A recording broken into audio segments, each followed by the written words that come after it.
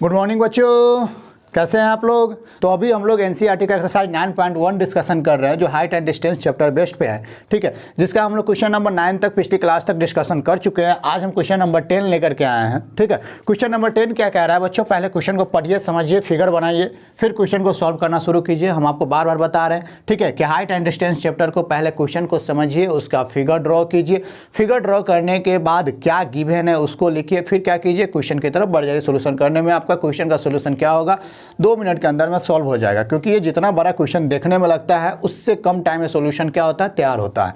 ठीक है, तो समझते हैं क्वेश्चन क्या कह रहा है बच्चों, ध्यान से समझिएगा। ठीक है, 2 poles of equal heights are standing opposite each other on the either side of the road। ठीक है, एक रोड के, ठीक है, दोनों साइड में, यानी एक रोड के पहले साइड में और एक रोड के अपोजिट साइड में 2 पोल्स खड़े हैं। ठीक है, अब आगे कह रहा है which is 80 metre wide from a point between them. जो रोड कितना है, 80 मीटर वाइड है, 80 मीटर क्या है, चौड़ा है। और ध्यान से समझिएगा, मान लेते हैं कि एक पोल ये होगा, दूसरा पोल हमारा ये होगा। ठीक है, ये हमारा क्या होगा मान लेते हैं। ठीक है, इसके बीच से सड़क गुजर रही है, तो एक पोल ये खड़ा है, दूसरा पोल ये खड़ा है।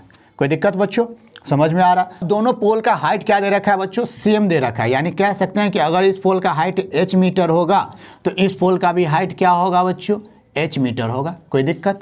अब आगे कह रहा है बच्चों, from a point between them, इन दोनों के बीच में से किसी एक पॉइंट से क्या कह रहा है कि the angle of elevation of the top of the poles. ठीक है, जो एंगल ऑफ एलिवेशन उसके टॉप पे बना रहा है वह कितना बना रहा है, 60 डिग्री और 30 डिग्री बना रहा है। तो मान लेते हैं बच्चों कि अगर हम इस पॉइंट से अगर बात करें, ठीक है, तो इस पॉइंट से एंगल ऑफ एलिवेशन ये वाला बनेगा और इस पॉइंट से एंगल ऑफ एलिवेशन ये वाला बनेगा। तो ये वाला जो एंगल है वह 60 डिग्री कह रहा है और ये वाला जो एंगल है वह 30 डिग्री कह रहा है बच्चों। ठीक है, तो आगे कह रहा है क्वेश्चन में कि find the height of the poles and the distance of the point from the poles. ठीक है, हमको क्या कर रहा है, इस पोल का हाइट भी निकालना है और ये वाला पॉइंट भी ज्ञात करना है। जबकि गिवन आपके पास हर एक सिचुएशन में इतना ही कुछ है, इससे ज़्यादा गिवन नहीं है। इस एंगल के अलावा कुछ भी हमारे सामने गिवन नहीं है। तो कैसे बनाए, तो ध्यान से समझिएगा। ठीक है, ये हमारे पास एक 80 मीटर वाइड दे रखा था, अगर आपको याद हो तो। ठीक है, तो मान लीजिए कि ये कितना है बच्चों, x मीटर है, तो ये कितना हो जाएगा बच्चों, 80 माइनस x मीटर हो जाएगा। कोई दिक्कत, इतना तो समझ में आ रहा होगा आप लोग को, क्योंकि ये पूरा 80 है, जिसमें से इतना 80 है तो ये कितना हो जाएगा, 80 माइनस x हो जाएगा। अब बनाना शुरू करते हैं। अब हम पहला वाला फिगर से अगर समझने की कोशिश करें तो tan 60 ले लेते हैं। ठीक है, क्योंकि इसमें भी p और b का रिलेशन है, इससे हमको कोई लेना देना नहीं है। तो tan 60 का फॉर्मूला यहाँ पर क्या बन जाएगा, 60 डिग्री के लिए ये p और ये वाला b, तो हम कह सकते हैं h/x बन जाएगा। और tan 60 का फॉर्मूला कितना होता है बच्चों, √3। तो √3 बराबर हो गया h/x। तो यहाँ से कह सकते हैं कि h बराबर कितना हो गया बच्चों, √3x। पहला इक्वेशन हमारा तैयार है। ठीक है, दूसरा वाला से अगर बात करें तो हम कह सकते हैं कि tan 30 का जो फॉर्मूला होगा वह आ जाएगा ये वाला h अपॉन कितना बच्चों, 80 माइनस x, यही होगा, क्योंकि 30 के लिए ये वाला p बनेगा और ये वाला हमारा b बनेगा। तो tan 30 का फॉर्मूला p अपॉन b, तो h upon 80 minus x। tan 30 का फॉर्मूला कितना होता है बच्चों, 1 अपॉन √3 बराबर कितना हो गया, h अपॉन 80 माइनस x। यहाँ से कह सकते हैं 80 माइनस x बराबर कितना हो गया, √3h। अब h का वैल्यू आप निकाल लीजिए, √3 को इधर लेकर चले आइए, चाहे x का ही वैल्यू निकाल लीजिए। ठीक है, तो हम कह सकते हैं कि अगर h का वैल्यू निकालना चाहे तो हम कह सकते हैं 80 माइनस x अपॉन कितना हो गया बच्चों, √3। तो ये हमारा हो गया इक्वेशन नंबर 2।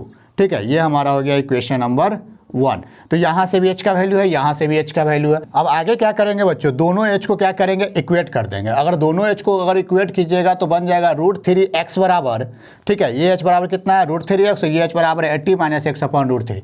तो हम कह सकते हैं 80 माइनस x अपॉन √3, यही बनेगा बच्चों। कोई दिक्कत, इस √3 को इधर ले आइए, √3 को इधर लाइएगा तो √3 इंटू √3 कितना बन जाएगा, 3x बराबर कितना हो गया, 80 माइनस x को इधर लेकर चले आइए तो कितना हो गया, 4x बराबर 80। तो x बराबर कितना हो गया बच्चों, 80 अपॉन 4, यानी कितना आ गया, 20। तो एक क्वेश्चन तो हमारे सामने आ गया कि दोनों पोल के बीच का डिस्टेंस क्या पता चल गया हम लोगों को। उस पॉइंट से पोल के बीच का डिस्टेंस पता चल गया, ये कितना आ गया 20 मीटर और ये कितना आ गया 60 मीटर। तो ये तो हमारे सामने निकल करके आ गया। अब हाइट निकालना है तो हाइट ऑफ द पोल के लिए क्या करेंगे, किसी एक इक्वेशन में डाल दीजिए, क्वेश्चन हमारा क्या हो जाएगा बच्चों, सॉल्व हो जाएगा। ठीक है, तो h बराबर होता है √3x, तो h बराबर कितना हो गया, √3 मल्टीप्लाई बाई 20, यानी h का वैल्यू कितना आ गया बच्चों, √20 √3 मीटर। तो यही हमारा हो गया किसका हाइट, तो इस पोल का हाइट।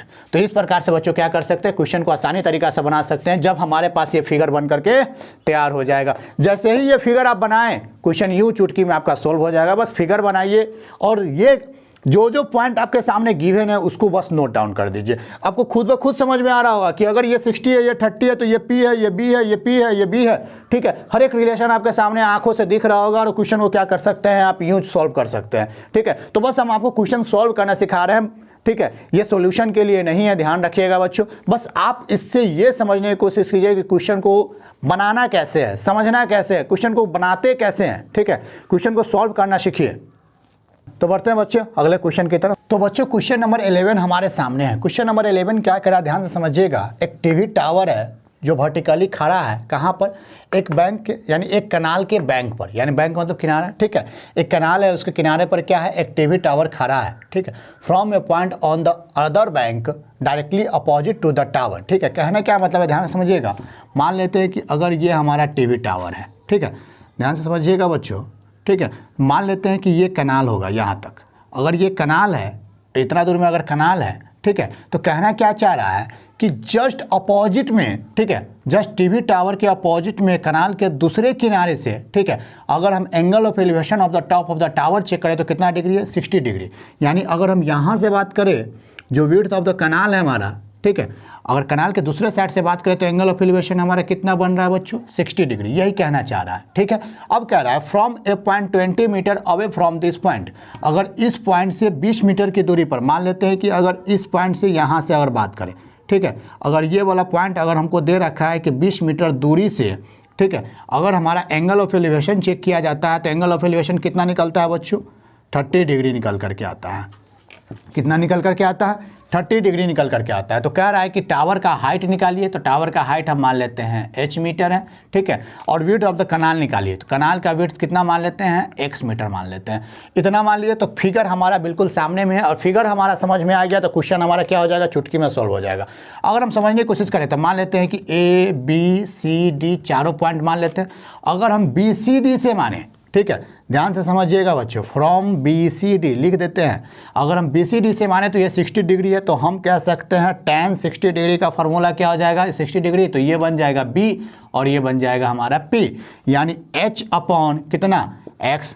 tan 60 का फॉर्मूला tan 60 का वैल्यू कितना होता है बच्चों, √3, तो √3 बराबर कितना हो गया, H अपॉन X। तो हम कह सकते हैं H बराबर कितना हो गया, √3x।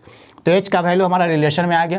अगर हम पूरा फिगर में ले, ठीक है, यानी फ्रॉम ACD ले, तो हम कह सकते हैं, क्या कह सकते हैं, tan 30 का फॉर्मूला कितना होता है, tan 30 के लिए ये वाला P और ये पूरा वाला B, तो ये h अपॉन कितना हो जाएगा, 20 प्लस x हो जाएगा बच्चों, कोई दिक्कत। tan 30 का फॉर्मूला कितना होता है, 1/√3, तो ये हो जाएगा 1/√3 equal to h upon 20 plus x। तो h का वैल्यू कितना आ गया बच्चों, और अब ध्यान से समझिएगा तो ये इधर आ जाएगा, यानी 20 प्लस x अपॉन कितना बच्चों, √3। अब ये दोनों h सेम है, अगर दोनों h सेम है तो दोनों को क्या कर सकते हैं, ठीक है, दोनों को इक्वेट किया जा सकता है बच्चों, कोई दिक्कत। तो हम कर सकते हैं, दोनों को जब इक्वेट कीजिएगा तो √3x बराबर कितना आ जाएगा, 20 प्लस x अपॉन कितना, √3। इसको इधर ले आइए तो ये 3x बराबर कितना बन गया, 20 प्लस x। इसको इधर ले आइए तो 2x बराबर कितना बन गया, 20। तो x बराबर कितना बन जाएगा, 20/2, यानी कट के आ गया 10।